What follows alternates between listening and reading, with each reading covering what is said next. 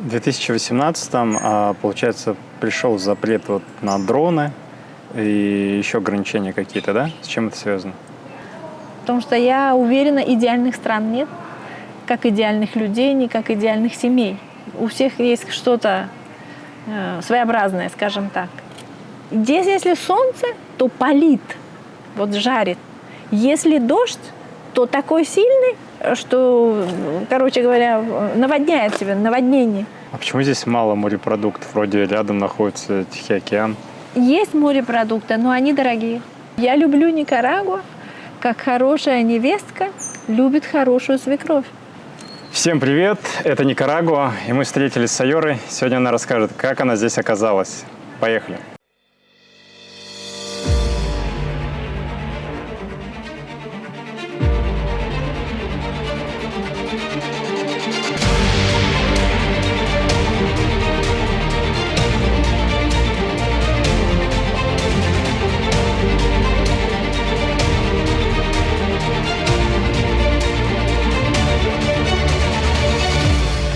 Сайор, расскажи, пожалуйста, почему именно Никарагуа? Окей. Никарагуа, потому что мой муж никарагуанец. Мы с ним познакомились в Санкт-Петербурге. Он учился в университете Бонча Бруевича по телекоммуникации. Я училась в соседнем. Тогда назывался Институт текстильной легкой промышленности. Теперь это университет технологии и дизайна в Санкт-Петербурге. И там мы с ним познакомились. Он меня пригласил в Никарагуа. А сама ты откуда родом? А сама я родом из Таджикистана. Вот я из Таджикистана поехала в 1988 году учиться в Россию, в Санкт-Петербург. Там по направлению отправляли? Ну, это были, да, в принципе... Бесплатное обучение? Бесплатное. То есть это еще был Советский Союз, да, 1988 год. Да, то есть ты по направлению и муж твой будущий в тот момент? В принципе, да, по направлению. Но мы с ним уже познакомились после того, как я закончила университет. Он, то есть почти я заканчивала, и он тоже.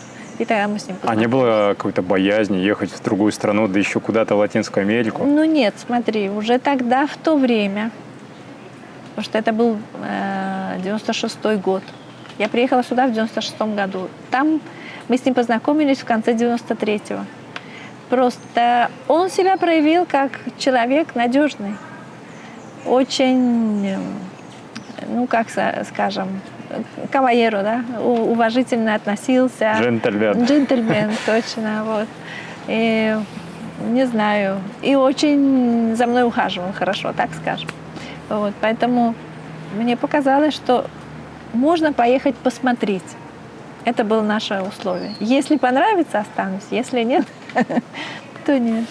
Вот. Но я приехала сюда, мне понравилось. То климат особенно. Сразу понравилось? Ну, климат во всяком случае. Представь себе, я южанка из Таджикистана. 8 лет прожила в Санкт-Петербурге. Ужасный климат. Холод, слякоть. Ужасный. И все время капает дождь или снег, или я ужасно страдала от этого. Хотя я очень люблю Питер. Когда там выходит солнце, это самый красивый город, мне так кажется, на земле. Вот.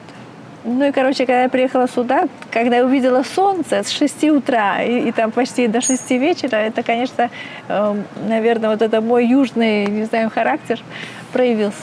И я сказала, почему нет, мне здесь нравится. И тогда у мужа была хорошая перспектива, работа. В нашей стране было немножко сложновато. Было сложное время. 90-е годы провела в Питере. Это был трудный период. Вот. И, в принципе, поэтому остались. Сказала, почему нет, почему не Никарагуа. Попробуем. Вот так. Но у них еще есть жесткие требования. Если они учились за границей в СССР, то они должны вернуться и работать в своей стране, правильно? В принципе, да. Но, смотрите, как получилось. Здесь, я не помню в каком году, извините, когда выигрывает Доня Виолетта. Доня Виолетта это была президентша, да, после того, как сандинизм Даниэль Ортега был, потом выиграла Виолетта. И тогда была возможность у никарагуанцев остаться в Европе, им предлагали. Но мой муж сказал нет. И он сам решил, он сказал, я хочу вернуться в мою страну, Для этого я поехала учиться. Я хочу быть рядом с моей мамой. Он очень любил свою маму.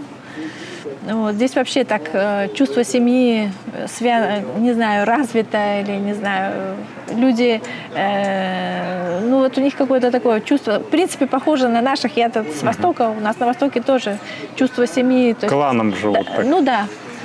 Но это даже, может быть, не знаю, если это клан, ну тут по-доброму ты не можешь, там, бабушка, дедушка, с уважением относишься. Ну, вот он хотел быть с мамой. Он говорит, 8 лет я маму как бы оставил одну, и все это. Хотя их 7 детей было. Вот. И, в принципе, тоже он знал, что у него будет работа. Ну так, очень надеялся.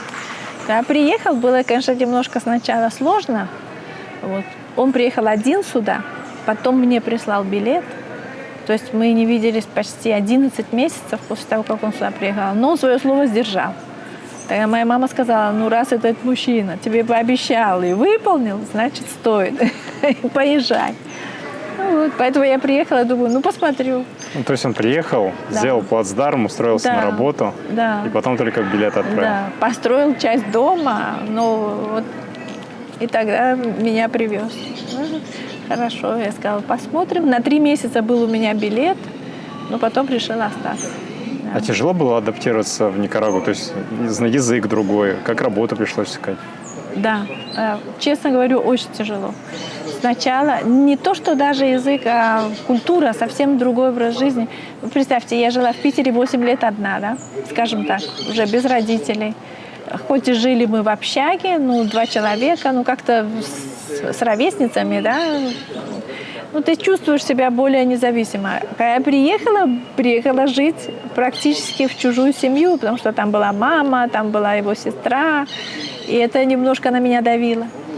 Плюс мы не приехали сразу жить в Манагуа, мы жили 3 года на севере страны, это Эстели. Ну, это, ну, скажем... Как поселок. Да? Ну, не поселок, но ну, город. Сейчас он очень даже хорошо развит. Там это по-испански называется индустрия табакалера, как табачная индустрия развита. Вот. Но в то время он был, да, как большой поселок. И это немножко на меня тоже давило. Вы рассматриваете возможность переездов в страны Латинской Америки и не знаете, какую из них выбрать? Наш канал создан специально для вас. Мы предлагаем актуальную информацию о переездах и жизни за границей, а также полезные советы от русскоговорящих жителей разных стран. Подписавшись на наш канал, вы всегда будете в курсе последних новостей и сможете получить ответы на все интересующие вопросы. Пожалуйста, оставляйте ваши вопросы в комментариях. Мы с радостью ответим на них и зададим их нашему следующему гостю.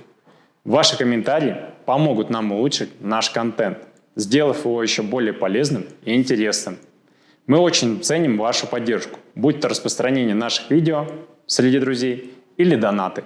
Ваша помощь позволяет нам продолжать путешествовать и делиться актуальной информацией о жизни за границей. Узнать больше о том, как поддержать наш проект, вы можете по ссылкам в описании. Спасибо, что остаетесь с нами. А потом уже мой муж перевелся сюда, в Манагуа, мы приехали и стали жить независимо. И, наверное, как-то вот уже мне стало проще, легче, более себя чувствовала как самостоятельно, да, и более уверенно. А адаптация к языку началась, скажем так, еще в Питере. Потому что когда он мне сказал, мой план такой, меня муж, но он прошел, здесь же была гражданская война, с 15 лет он был как называется, ну, на службе. Вот. На гражданской службе. Ну да. Ну и тут были сложная ситуация, гражданская война. У него 4 брата служили. Вот. Один пропал без вести, остальные вернулись, и мой муж был ранен, и тогда там было так сложно. Вот. Короче говоря, он как военный, у него была целая стратегия. Он решил, что все-таки будет добиваться, чтобы я приехала сюда и вышла за него замуж. Он сказал, так, будем делать так. Мне подарил такой самоучитель испанского языка. Говорит, ты должна начинать учить, потому что обязательно поедем в Никарагуа, там тебя никто не поймет на русском языке. Короче говоря, И я старалась учить. Но, естественно, темпы были не такие результаты. А уже когда сюда приехала, встретилась с одной подругой, она никарагуанка, училась в Краснодаре. И вот она приходила после работы и говорит: Сайора, давай. И вот по этой книжке мы с ней занимались. Плюс ее мама была преподавательницей в школе. Она мне притащила книги с 1 по 6 класс, и вот мы с ней занимались. Вот. Все это склонение, спряжение. Испанский язык кажется легким, но на самом деле он не такой легкий. Я до сих пор ошибки допускаю. Вот. Это так и было, да. А с работой как? А потом уже с работой как получилось? Я начала работать. Сначала я начала работать как за свой счет, да. Когда приехала в Никарагуа, мне очень понравилась их мебель. Вы видели, да? Ну, может быть, даже сейчас уже меньше осталось. У них очень красивая мебель из натурального дерева. И тогда я думаю, нужно что-то делать такое, что можно комбинировать текстиль с мебелью, да? И сделала даже несколько клиентов у меня было, делали подушки такие красивые, декоративные на эту мебель. И, в принципе, даже приняла участие на выставке продажи, и все это было неплохо. Вот. Но потом одна моя подруга, Наталья Головина, она меня и еще одну мою подругу, Татьяну, она нас вдохновляла. Она уже тогда работала в университете и говорит: девчонки, учите хорошо испанский и будем каким-то образом вам помогать, там еще какие-то предметы, не помню, что это нам рекомендовала. И говорит: все возможно, ты можешь давать классы по твоим, не знаю, по твоей специальности и все это.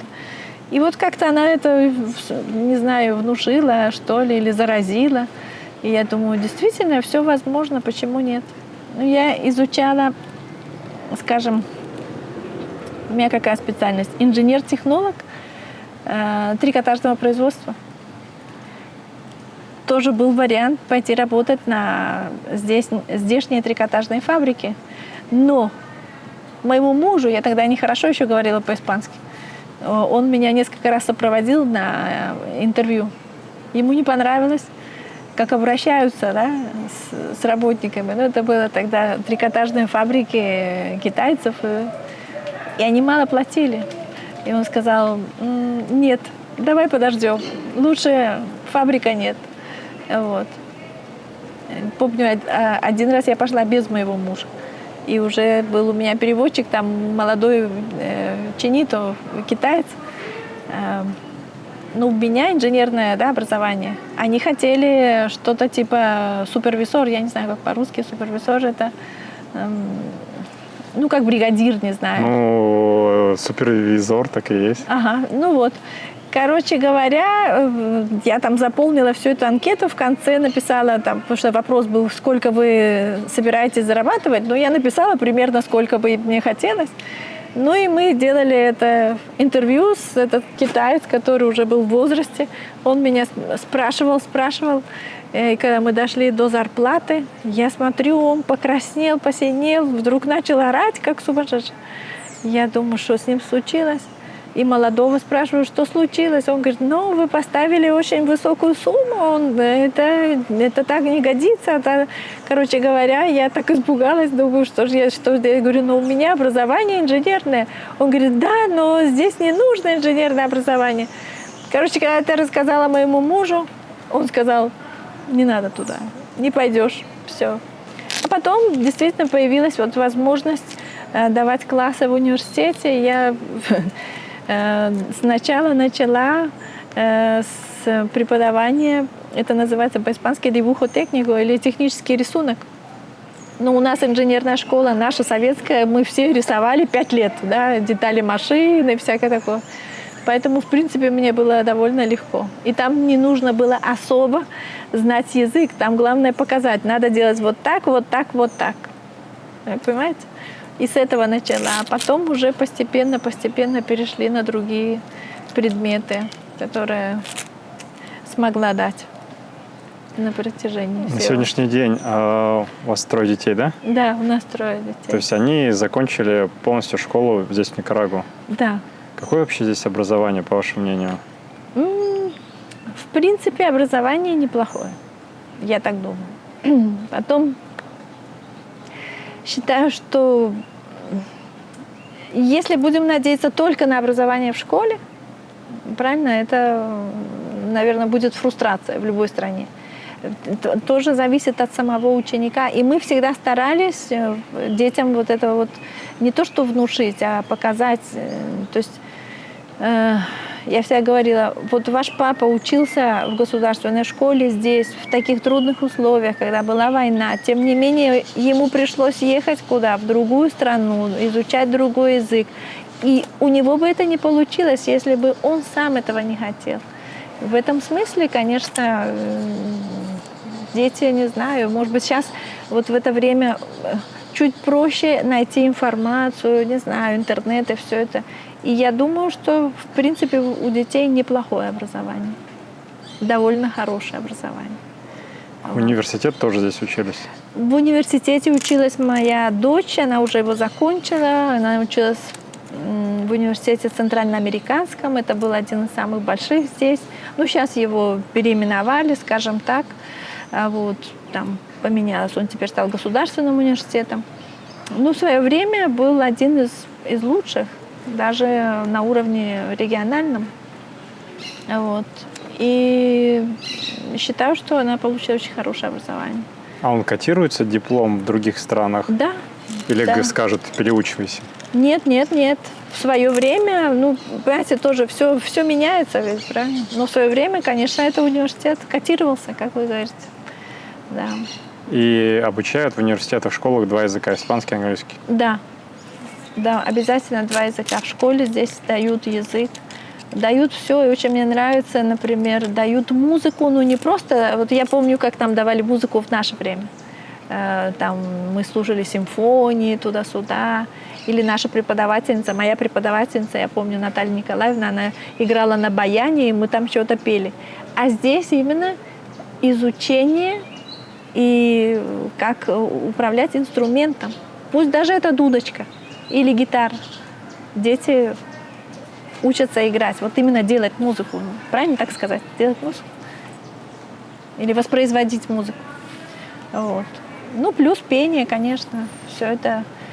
Плюс все, ну, не знаю, рисование, потом есть много, и физическая культура, все дается. И, как вот мы с вами говорили, в отличие от нашей системы, может быть, здесь сейчас, в последнее вот это вот время, и тенденция такая, это критическое мышление. Это не просто пойти и заучить, и зазубрить, а это размышление. Размышлять, смотреть и видеть критически на информацию, которая тебе подается, скажем так. Вот. В стране вообще безопасно? В том плане, дети самостоятельно ходили в школу, там преступность как вообще? Ну, смотрите, в стране, в принципе, намного безопаснее, чем в регионе. Тем не менее, может быть, это я такая немножко преувеличиваю. Но мы живем за пределами Манагуа.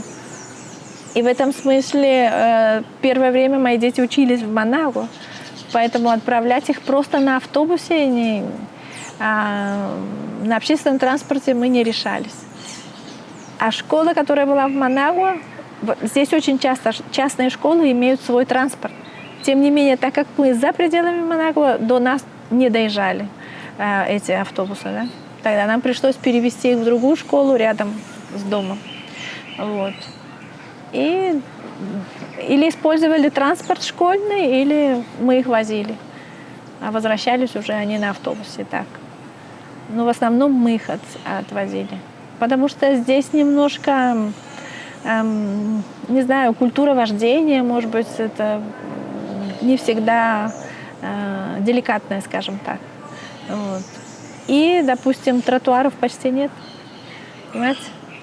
Поэтому в этом смысле небезопасно.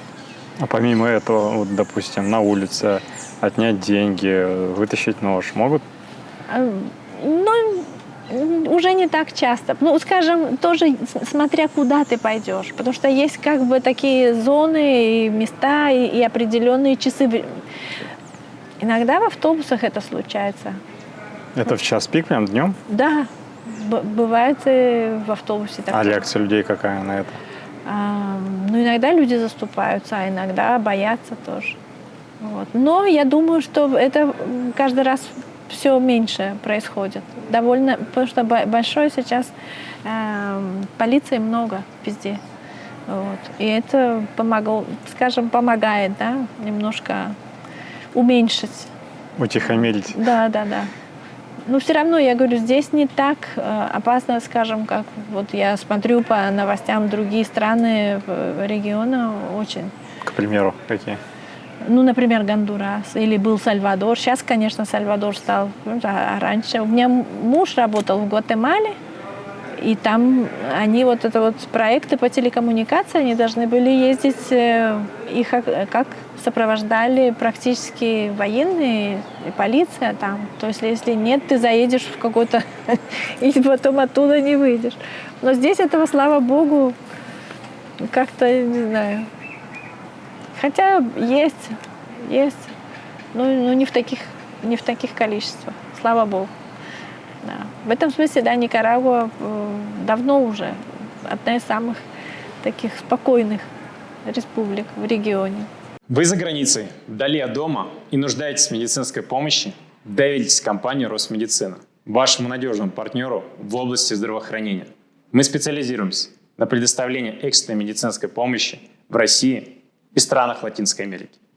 Наши главные приоритеты – здоровье и благополучие наших пациентов. Мы сотрудничаем с лучшими международными госпиталями и службами экстренной помощи, известным своим высоким уровнем медицинской экспертизы и современным оборудованием.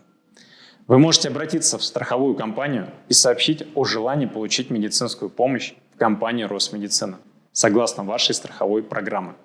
При нескольких таких обращениях застрахованных ваша страховая компания заключит договор с нашей клиникой, чтобы вы могли напрямую обращаться в Росмедицина и ничего не доплачивать.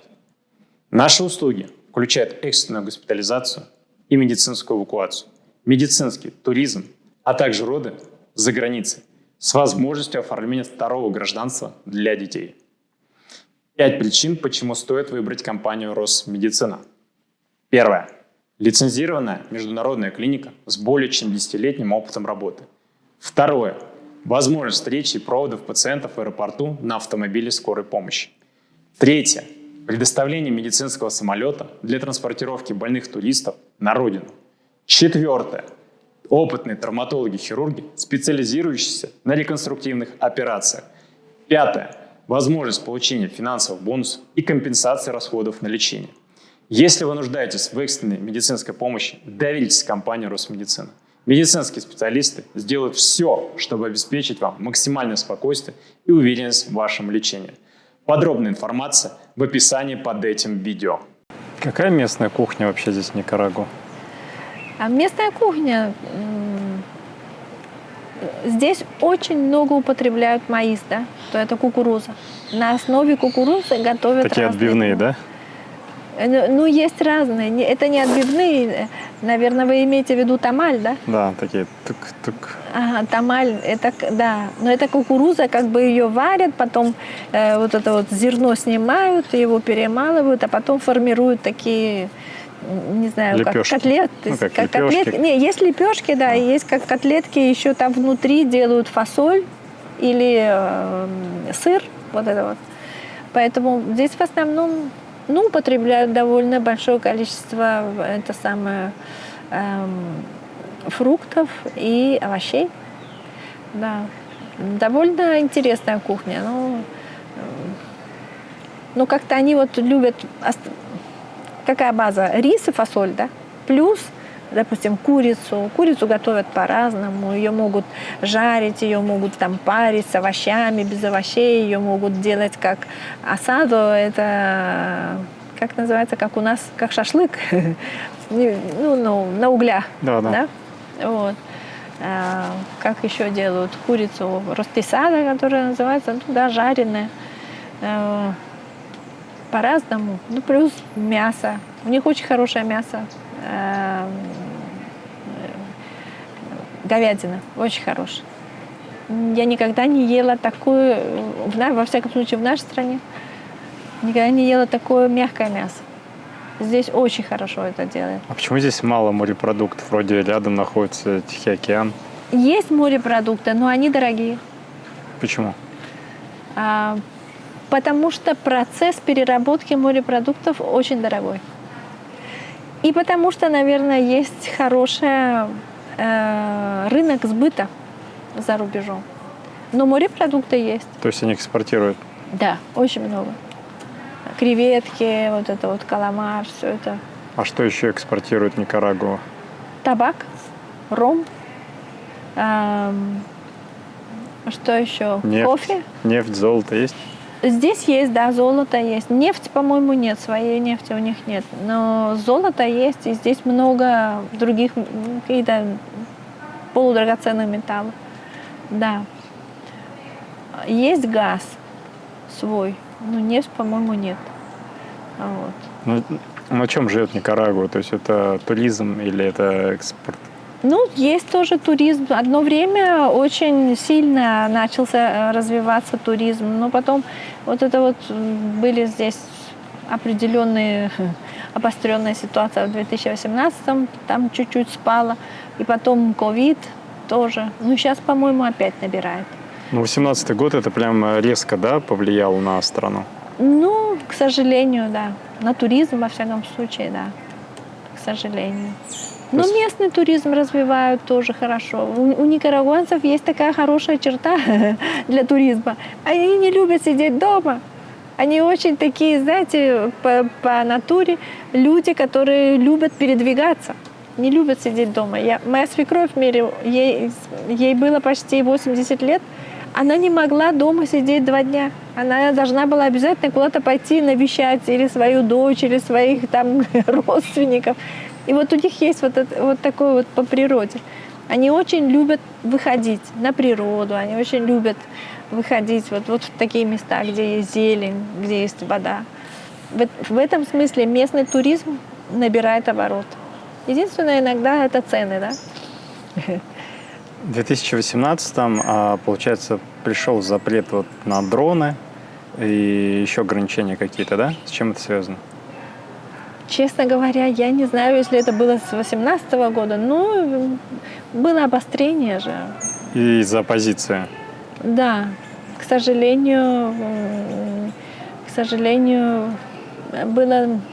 было неспокойно, было опасно, скажем так. И не знаю даже, это повлияло очень негативно на имидж страны. Вообще правительство Никарагуа на сегодняшний день как относится к народу? То есть есть какие-то развитие инфраструктуры, поддержка, как вообще? Ну, я думаю, что да. Смотрите, несмотря на все санкции, которые ввели, все это, слава Богу, я просто вспоминаю, в 96-м году, когда я приехала, какие были дороги, это был ужас. Дырка на дырке. А сейчас, я говорю, несмотря ни на что, поддерживают инфраструктуру, строят новые здания, новые дороги какие-то открывают, поддерживают то, что уже построено. В этом смысле открывают, я не знаю, новые... Вот, например, это правительство построило очень много парков. Ведь, скажем, для людей, у которых нет много ресурсов, правильно, заниматься спортом, хотя бы баскетбол, чтобы молодежь играла. Это очень важно. Это, скажем, альтернатива другим нехорошим каким-то привычкам, не знаю, или действиям. Вот. Так здесь открыли и плавательные бассейны, и вот эти вот баскетбольные площадки, и футбольные. Сейчас поднимают футбол. В этом смысле, вот, учитывая такой весь мировой бум футбола, да, здесь очень много ребят возраста, ну, начиная, я не знаю, с 6 лет и до 18, чем-нибудь обязательно занимаются. Ну. построили большой комплекс, и это тоже, я думаю, немало. 2 больших комплекса, и вот я говорю, плавательный, и по другим видам спорта. Не знаю, если вы слышали, как он называется, Centro Deportivo Испания. Centro Deportivo Испания. Его полностью переделали, модернизировали. Теперь там будут заниматься артес марсиалис, то есть это все как единоборства, или как он называется, вот борьба, восточные вот эти единоборства, это будет центр там.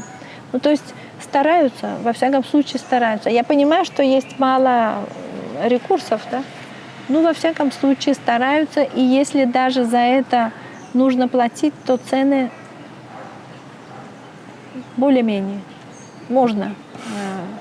Не так дорого. Никарагуанский канал построят? Никарагуанский канал? Ну, в общем-то, мы все надеемся, что да. Какой промежуток времени? Не Ожидать. знаю. Честно говоря, не знаю. Но я думаю, что, наверное, многое зависит не от нас, наверное, многое зависит от тоже международной какой-то обстановки. Я так думаю. Вот. И насколько там лидеры все эти смогут договориться, потому что, естественно, Никарагуа одна не будет строить. Они будут строить совместно с другими. Вот. Но я думаю, что да. Вы знаете, когда вот этот проект только начали объявлять, а я как раз работала еще в университете, и у нас было, ну, как бы мы приглашали и преподавателей, и сами тоже со студентами. Вот эту версию официальную, во всяком случае, которая была опубликована, мы с ребятами рассматривали. И какие причины, почему именно Никарагуа, почему будут строить. И, в принципе, мне кажется, все достаточно логично. В Панаме тоже много проблем. Сейчас вот у них засуха и все это. Ну и потом климат меняется, правильно? А коммерция, скажем, и все эти коммерческие пути, они обязательно должны прокладываться. И поэтому я думаю, что в Никарагуа это хороший шанс. Ну, посмотрим, насколько оно все действительно сбудется. И сбудется так, как, во всяком случае, нам это здесь преподносят, да? Дай бог. Ну, плюс это, может быть, даст развитие стране, рабочие места. Конечно. Туризм появится, тоже шире станет. Да. Ну, я думаю, что Никарагуа выиграет. Конечно, будет цена, которую придется заплатить. Это, как говорится, медиамбиенте, как он по-русски-то, елки-палки. Медиамбиенте – это климат и все это. Природные ресурсы каким-то образом, конечно, частично принесутся в жертву, но с другой стороны надо тоже искать какие-то современные эти методы, чтобы было как можно меньше вот именно негативного эффекта, скажем так, да. Вот. А так было бы здорово. Были ли мысли вообще возвращения на родину? Да, конечно. Ой, много раз, особенно в начале. И до сих пор, в принципе, когда мой муж работал в Ташкенте, я там себя хорошо чувствовала. Ну, детям, старшая дочка, да, она быстро нашла друзей и все. Но вот мальчишки как-то не прижились. И тогда я сказала, ну ладно, чтобы не страдал мой сын средний, потому что у него, конечно, ему было 15 лет, потом вот, говоря с психологом, мне сказали, это самый трудный возраст, когда меняешь радикально, не знаю, культура и диета, и друзья, и тут... Климат. Да. Ну, тут еще такое, знаешь, у него как девочка, с которой он встречался, осталась. Короче, там была целая трагедия. Вот.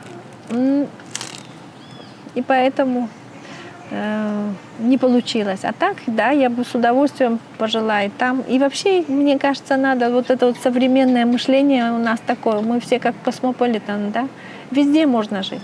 Везде. Если у тебя есть достойная работа, или ты сам там на себя работаешь, достойные условия, да, и где ты более-менее себя чувствуешь свободно. Потому что я уверена, идеальных стран нет, как идеальных людей, не как идеальных семей. У всех есть что-то своеобразное, скажем так. Но есть что-то, с чем ты можешь мириться, к чему ты можешь привыкнуть, или что ты можешь научиться маневрировать, скажем так.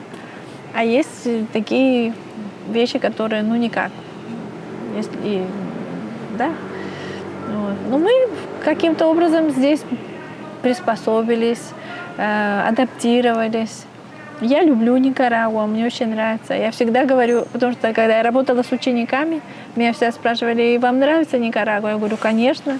А вы любите Никарагуа? Я говорю: я люблю Никарагуа, как хорошая невестка любит хорошую свекровь. Они смеются, говорят: а невестка не любит свекровь. Конечно, любит. Я говорю: когда хорошая невестка любит хорошую свекровь, поэтому нам грех жаловаться. Все-таки эта страна не то, что нас приютила, нас приняла. Так как ты идешь в чужую семью, и чужая семья тебя принимает.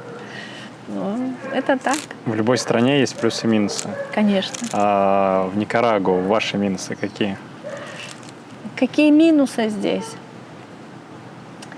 Ну вот, во-первых, смотрите, я всегда это тоже говорила нашим студентам, нам всегда казалось, что тропический климат – это прям идеальный климат. А это не идеальный климат, это очень сложно здесь иногда жить. Вы знаете, вот когда идут постоянные дожди, вот это вот, то есть содержать инфраструктуру красивой, аккуратной и в хороших условиях – это дорого. Хотите узнать больше о моем движении, о том, с кем я встречаюсь или в какой стране нахожусь? Подписывайтесь и задавайте свои вопросы в нашем телеграм-канале Кажан17. И я постараюсь учесть их на следующей съемке подкаста. Буду рад видеть вас в наших каналах, ссылки на которые есть в описании. Жду ваших подписок и комментариев. У меня несколько друзей, которые купили дома там у моря, а они потом не знали, что с ними делать, потому что соль, солнце, дожди, это так все тебе, просто, не знаю, приводит в ужасное состояние дом за 1 год. В этом смысле здесь климат такой, я всегда говорю, здесь если солнце, то палит, вот жарит. Если дождь, то такой сильный, что, короче говоря, наводняет тебя, наводнение. Я пережила здесь 2 урагана. Один ураган Мич на севере, как раз в 98 году. Я была в ужасе. Никогда не представляла, что вот такая речушка, которая, может быть, вот такая вот по ширине, во время урагана она превратилась в реку, которая заняла 2 квартала суда, 2 квартала суда и снесла дома. Вот это я никогда не видела, вообще такого не могла себе представить, что такое возможно. Снесла мосты, я это все видела своими глазами. И дождь лил, не переставая, вот лил, как из ведра, 6 дней точно. Я думала, я сойду с ума. Я не могла спать, потому что мне казалось, что перевернулся. Земля перевернулась, океан наверху, а мы здесь. Представляете? Вот. Наш дом, слава богу, не затопило. Но вот перед домом такая... Из-за того, что вода текла, образовался такой арык. Я не знаю, если вы знаете арык, да? Арык – это как... овраг. Ага, открыл. Так, короче говоря, вода всю землю вот так вот смыла. И когда мой муж уже потом, несколько дней после того, вода эта спала, когда он туда прыгнул, до суда ему доходило. Вот это вот, я не знаю, это не арык, как по-русски-то, елки-палки. Мы в Таджикистане говорим арык. Как не ручеек, а вот возле дороги течет, елки-палки. Вы поняли, да? Овраг. Сточные воды делают. Да, после того, как смывает. Представьте себе, с какой силой шла вода, а в Эстеле, там еще гористое такое. То есть вода промыла, и ему вот до суда вот было. Представляете? Поэтому я боюсь, когда после урагана Мич я не могла спать. Если дождь шел, я не могла спать. Мне пришлось терапию делать с психологом. В 2000 году, через 2 года, родилась моя дочка. Я не могла ее оставлять одну в комнате, потому что если начинался дождь, мне казалось, что она плачет. Я бежала в комнату, она спит. Выходила, опять слышала, что она плачет. Вот такое вот, представляете? Поэтому климат здесь, у него свои плюсы и свои минусы. К нему нужно привыкнуть, тоже адаптироваться, и нужно быть очень осторожным. А иногда наши туристы или европейцы, они очень, как бы скажем, легко... Ну, серьезно не воспринимают. Да. А океан то же самое. Здесь очень большое количество... Живности? Нет, не то, что живность. Подводные течения. И плюс, когда... Я, например, из Таджикистана, у нас рядом нет моря. Ну, когда уносят и море мне в океан. нравится, да, мне нравится, но я его боюсь. Почему? Потому что тоже слышала много вот таких вот историй. И меня собой несколько раз туда... И ты не можешь вылезти, потому что он тебя тянет. Если тебе кто-то не поможет, то кто знает, да? Вот такое. Океан мне нравится, но с ним тоже нужно серьезно. Я уважаю океан, никогда не надо поворачиваться спиной и все это. Вот. Опасные животные есть? Ну, здесь говорят, что есть, хотя я никогда не видела. Медузы, естественно, только вот. От медуз получили один раз, ожог мой сын немножко. Я не помню, где это мы были. А насекомые какие-то, пауки? Да, насекомые. Здесь есть вся живность. Конечно, флора, фауна здесь очень богатая. Здесь есть гусеницы такие красивые, зеленые. Вот они. Однажды у меня укусила моего мужа. Вот. И в этот день он залез на крышу, чтобы дерево, как называется, отрубить с некоторые ветки. И он говорит, что это из-за укуса гусеницы, он потерял равновесие и упал с крыши. 4 позвонка пострадали, трещина. 4 месяца корсеты ему сделали, представьте себе. Вот так. Потому что если дождь, то, значит, наводнение, а если ветер, то тоже иногда такие ветры сильные. Вот он как раз упал 15 января, я помню, в 2000 году, из-за того, что были уже сильные ветры. Потому что здесь так меняется, мне кажется, это муссоны их называют, да? Вот. Здесь определенные, как называется, темпорадос, да, периоды. Хотя мы говорим, здесь все время солнце, здесь все время лето, но на самом деле нет. Здесь тоже есть свои перемены. И мы их уже чувствуем. В декабре, например, в ноябре-декабре сильные ветры и холодные. Вот. Ну, короче говоря, с климатом тропическим я поняла, что нужно быть аккуратным. Какие еще минусы? Ну, может быть, минус в том, что немного технологий здесь. Страна еще, скажем, немножко отстает в этом смысле. Но, тем не менее, они понимают это, да, и стараются каким-то образом сделать вот этот вот, не знаю, скачок, рывок. Вперед. Вот. Ну да. Наверное, вот именно, я говорю, ища вот эти вот новые альянсы, я думаю, что это то, что претендуют сделать. Какие бы рекомендации дали людям, которые думают или хотят переехать в Никарагуа? Вообще страна для всех подойдет или нет?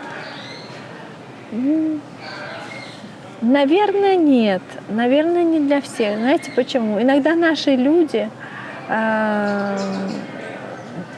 не знаю, они ищут... Ну, наши туристы, во всяком случае, они любят более высокий сервис, да.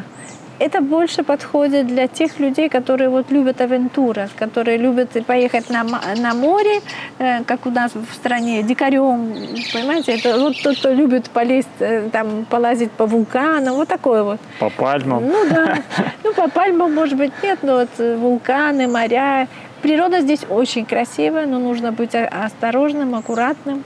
Здесь несколько раз были случаи, иностранцы, вот, американцы, не послушали местных, пошли там куда-то, потерялись, потом уже нашли только объеденные кадавры, представьте себе, трупы. Поэтому надо быть предусмотрительным. Но я так считаю, что хоть здесь и нет музеев, но здесь есть много чего посмотреть. Если вам действительно нравится природа, если вам нравится климат, если вам нравится вот эта натуральная красота, потому что Никарагуа натурально красивая. Ну, во всяком случае, я ее вижу такой. Да? Вот.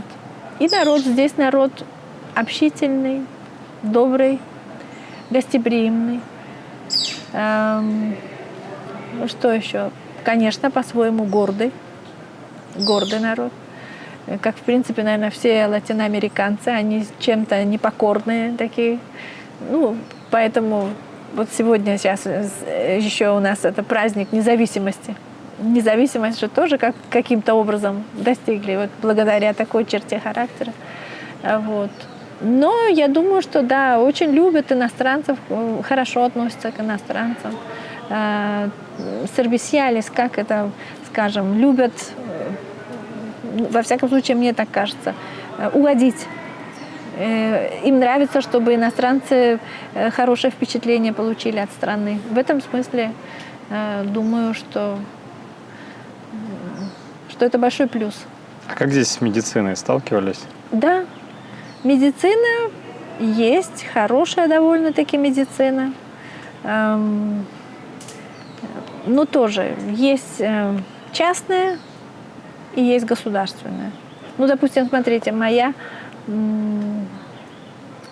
по-испански куняда, это, то есть, не помню, как по-русски, сестра моего мужа. Она работает в госпитале в Эстели. И другая тоже сестра, старшая моего мужа, тоже работала в госпитале. И, ну, вот, зная, какая она очень добросовестная, очень услужливая, и по-человечески очень хорошо относится к людям. В этом смысле, я думаю, что да, можно доверять медицине. Можно. Дорогая медицина здесь? Частная медицина дорогая. Частная медицина дорогая. Но государственная здесь тоже. Здесь есть разные системы. То есть если у вас есть страховка, допустим, я работаю на каком-то предприятии, и от предприятия мне дают страховку. То есть у тебя есть больше шансов быть хорошо обслуженным. Но в государственной ты можешь по месту жительства пойти любой человек, если там приспичит, да. Но, допустим, это не так, как у нас там. Вот мы были в Ташкенте, как по советской системе. Ты пойдешь по месту жительства в поликлинике есть все специалисты. Здесь не так. Допустим, есть Центро де Салют. Есть некоторые специалисты, но не любые, не все. Понимаете? Вот. В основном там кто? Медико-генераль называется, то есть как бы врач, общий врач, или как у нас называли, я не помню. Да. Вот. А к специалисту тебе надо искать куда, где, по направлению идти, все это. Но тоже есть случаи, я вот смотрю, девочки наши, даже у кого такие сложные заболевания были, здесь помогают. И есть методы, и средства находят, и помогают, даже если нет страховки. Вот. В этом смысле... Не отказывают? Нет, не отказывают. В всяком случае стараются помочь. Вот. А так, конечно, медицина тоже потихоньку будет. Ну, во всяком случае, я вижу, что вот правительство делает усилия, допустим, покупает какое-то, новое оборудование? Да, модерновое оборудование, допустим, там эта тема женский рак, вот все эти, я знаю, что были, вот это вот, покупали все эти, совсем недавно аппараты. Раньше не было в стране, допустим, женщины должны были в Коста-Рику ехать и все это, а сейчас уже есть здесь в Никарагуа, и не только один на страну. В принципе, страна-то небольшая, но уже есть несколько, там в региональных госпиталях, ну так, чтобы можно было обслужить население страны. В этом смысле есть. И медики, допустим, здесь, не знаю, я сама сталкивалась. Отношение хорошее, человеческое, знаете, довольно хорошее. И в частном, и в государственном. Я думаю, это немаловажный фактор. Потому что можно иметь прекрасных медиков, но если он к тебе относится как к стулу, там, это не поможет особо. Не вылечит. Да, в этом смысле, да. Если вы не получили ответов на свои вопросы, не расстраивайтесь. Оставляйте в комментариях и подписывайтесь на наш канал. Мы обсуждаем опросы подписчиков в новых подкастах с жителями Латинской Америки. Жду ваших комментариев, дорогие подписчики.